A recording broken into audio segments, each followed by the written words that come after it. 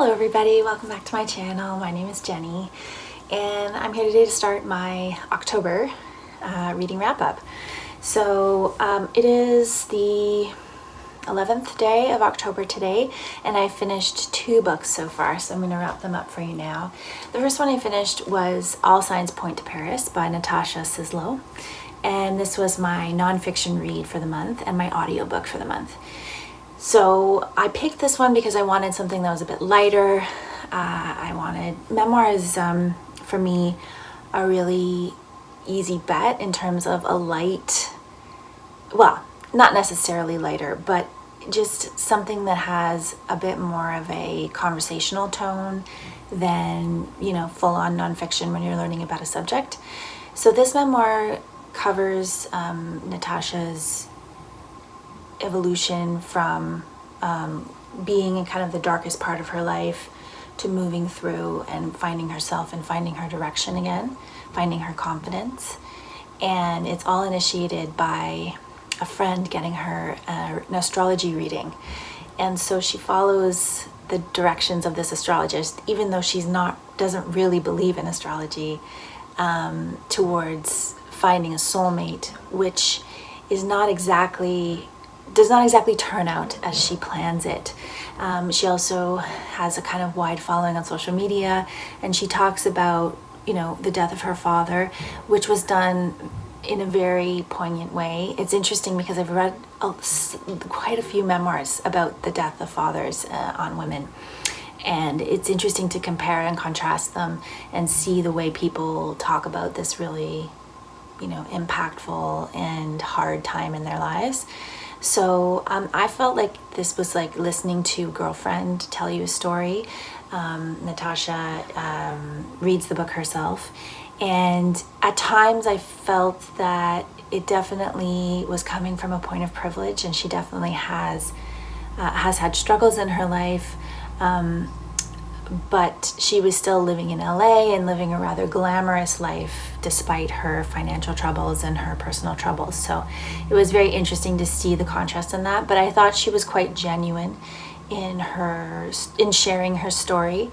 And I think that it ended in a really good place. I think if you like romance novels, you might like this memoir because it really very much reads like a romance novel, but it has an ending that is not necessarily a storybook ending, and I think that makes it stronger than it would have if there was some sort of fairy tale ending. So yeah, I definitely enjoyed reading All Signs Point to Paris, or listening to All Signs Point to Paris. So the second book I finished was The Englishman's Boy by Guy Vanderhaeghe, and this was my Saskatchewan read from a Reading Across Canada project. This is called a Western, and I feel like it is that, but it's very much, the dominant story here is about Hollywood in the 1920s. So there is a very eccentric movie mogul who wants to make the quintessential Western, and it's very much the angle that this Western is going to take is that settlement of the West and colonization were saviors to heathen peoples or something like that. That's the angle that the movie mogul has. And so we're following Harry Vincent. He is taken on to get the story of a cowboy, Shorty McAdoo, who is very famous around, or infamous around, the cowboy world, because at this point in the 1920s, a lot of the old cowboys are now extras in films. And because Mr. Chance, who's running this big movie studio, wants to create the quintessential Western, he hires Harry Vincent to go get Shorty McAdoo's story and to create his own masterpiece. They actually talk a lot about the film The Birth of a Nation in here, which, as we know, is a racist film that in many ways reinforces the message of slavery and the KKK and Black people being lesser than. And so this man is comparing his work to that film, and talking about the sensation that The Birth of a Nation was at the time. And then you have another story that is the story that's being depicted in the film, being told in alternate chapters. And this is the Western part of the story. But it's not the Western as we've come to know it through popular culture. And this book is also examining what actually happened in the West and in the settlement of the West, and what was depicted in films and how that skewed the views. So it's a very intelligent take on that. But as a whole, as a novel that I felt engaged in, it didn't really engage me completely. So I don't think I'll be continuing on with the series, but I am glad that I read this, and I'll check in again when I have finished another book. Hey everyone. I just finished Son of a Witch by Gregory Maguire, which is the sequel to Wicked.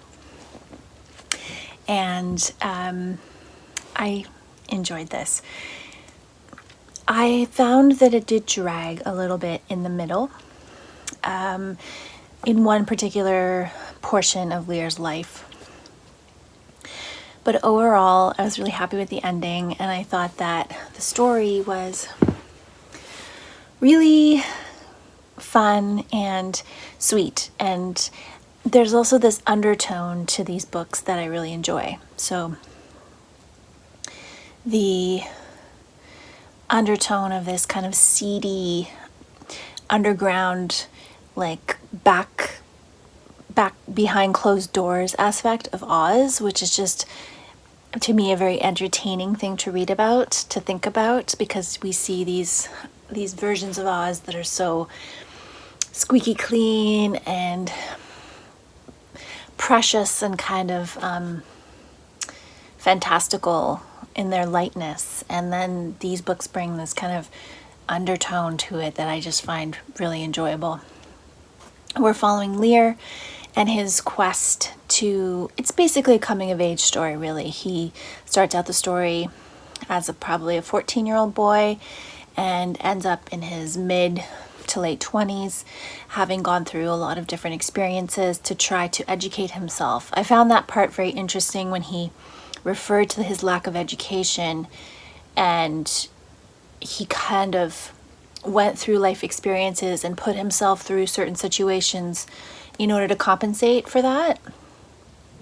And I thought that was really interesting, and I liked that way of looking at education and learning, because I think people are so focused on academic learning, and they don't often give people credit for life experience and how much you can learn in your life experience and how valuable that can be to grow you as a person. So I really liked that.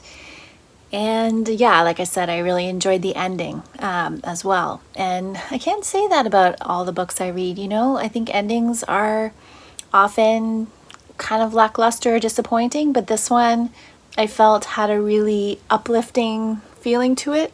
And I know there is a third book, A Lion Among Men, which obviously follows The Lion. I don't know if I'll read that one or not. I wasn't planning to continue in the series, but when Wicked just stayed with me. There were parts of Wicked that I still think about, and because of that, I decided I did want to continue in the series. And so it'll be probably this similar situation. If Son of a Witch and this version of the Land of Oz that Gregory Maguire has created stays with me, and things stick out, and I'm curious and want to go back into that world, then I'll definitely read A Lion Among Men at some point in the future. But it's definitely not something I'm going to seek out and try to read really soon. This is just not the way I feel about these books. They're a really specific type of experience, and when I'm in the mood for that specific type of experience, I will seek out these books. Otherwise, I will read other things. So that is Son of a Witch, and I will check in with you again when I have finished something else.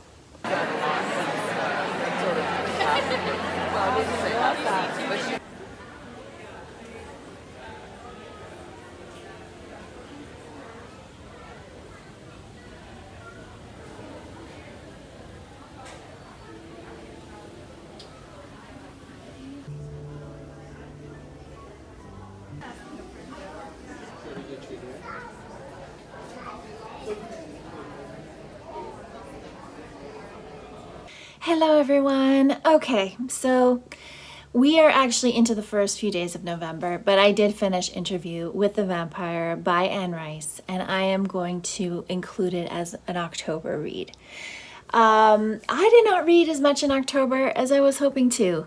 That seems to be a trend for me this year. And I'm just trying to accept that trend and not to be too hard on myself about it, because it just is what it is and there's nothing I can do. So, Interview with the Vampire by Anne Rice. So I'm sure a lot of you are familiar with this story because of the very well-known film that was made of this in the 90s, starring Brad Pitt, Kirsten Dunst, and Tom Cruise. And that is the first place I was exposed to this story. So I have read other Anne Rice novels. I read her Mayfair Witches series, 2 out of the 3. So I knew her writing style. I knew I would most likely enjoy her writing style, which I did. And I thought this was a very sensual and gothic novel. It wasn't exactly what I thought, even though I knew the story. I knew the basic story. But obviously, when films are based on books, they can change tons. They can change almost the whole plot, and you don't necessarily know if there's really a connection other than the title and the character names. So they did. I do, from my memory of the film, I think the film and the book follow each other quite closely. I think there are some characters that I don't recall being in the film. So I am going to rewatch the film at some point, maybe later on in November or the end of the year, just to see, to compare again. So we have our vampire Louis, who is made into a vampire, and he lives with Lestat. And Lestat is not a kind person. But here's the interesting part about this story. I think this is the part of the story that I found the most it was really the most deep. It's a very deep story because it's about the difference between humans and vampires. Vampires being immortal. They have a different way of looking at the world.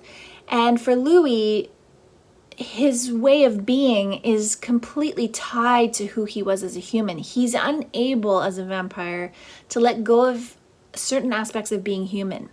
And all the other vampires around him are like, why? Why are you holding on to these things? Why do you care about this? What difference does it make to you? Why are you lamenting who you are? Just be who you are. Just be it. And he can't. He just struggles through this almost the entire novel with this.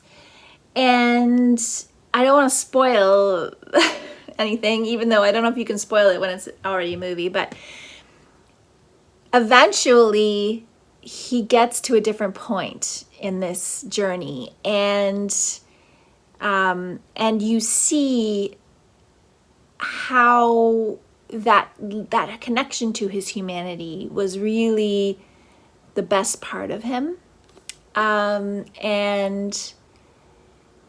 I think this novel takes place in New Orleans. It takes place in Paris. It takes place, you're in the 19th century, so, it's got that kind of gothic feel to it.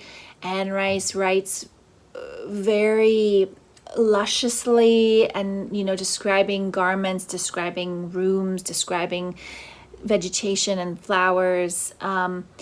She has this also, there's a very sensual undertone to everything. I mean, you just see the creation of a genre here, right? Everybody knows that this was the book that took, it's very different from Dracula. It's not...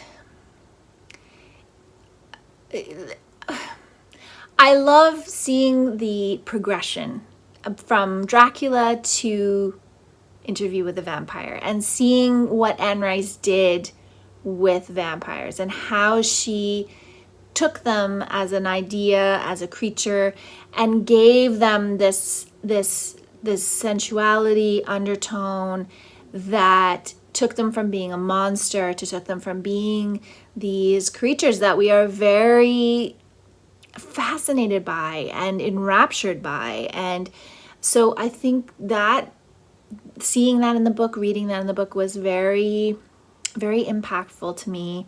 I definitely found it a very alluring story.